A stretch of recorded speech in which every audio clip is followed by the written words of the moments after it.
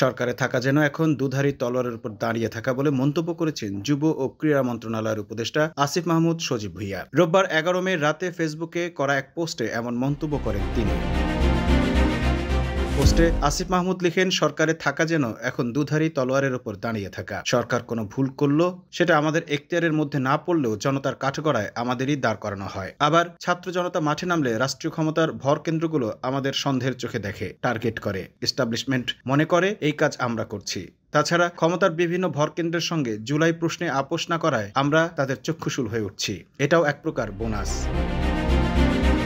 তিনি আরও লিখেন, স্বাধীনতা অর্জনের চেয়ে তা রক্ষা করা কঠিন। এর চেয়ে কঠিন সত্য আর নেই। লড়াই যেন থামছেই না। রাজপথের লড়াইটা সামষ্টিক। জুলাইয়ের যোদ্ধাদের মিলনস্থলে পরিণত হওয়ায় এক ধরনের ভালো লাগার জায়গাও তৈরি হয়। মাঝে মাঝে মনে হয় সব ছেড়ে রাজপথে নেমে যাই, সেটাই আমার জায়গা, যা করতে আমি অভ্যস্ত এবং যেখানে স্বাচ্ছন্দ্য বোধ করি। তবু ছেড়ে দেওয়ার চিন্তা মাথায় এনেও থেকে যেতে হয় গণ অভ্যুত্থানের পাহারাদার হয়ে। জুলাইয়ের ছাত্র জনতার আওয়াজ পৌঁছে দেওয়ার জন্য আমাদের এই লড়াইটা হয়তো দেখা যায় না, শোনা যায় না।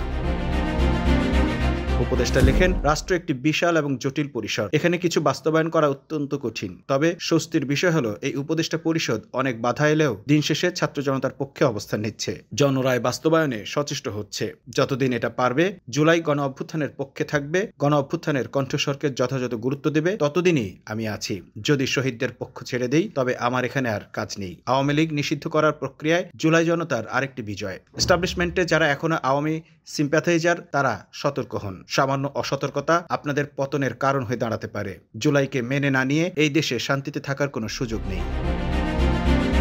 তিনি বিশেষভাবে লেখেন, সোশ্যাল মিডিয়ায় কিছু ফটোকার্ড দেখলাম যেখানে দাবি করা হয়েছে মাহফুজ ভাই আওয়ামী লীগ নিষিদ্ধের বিপক্ষে অবস্থান নিয়েছেন।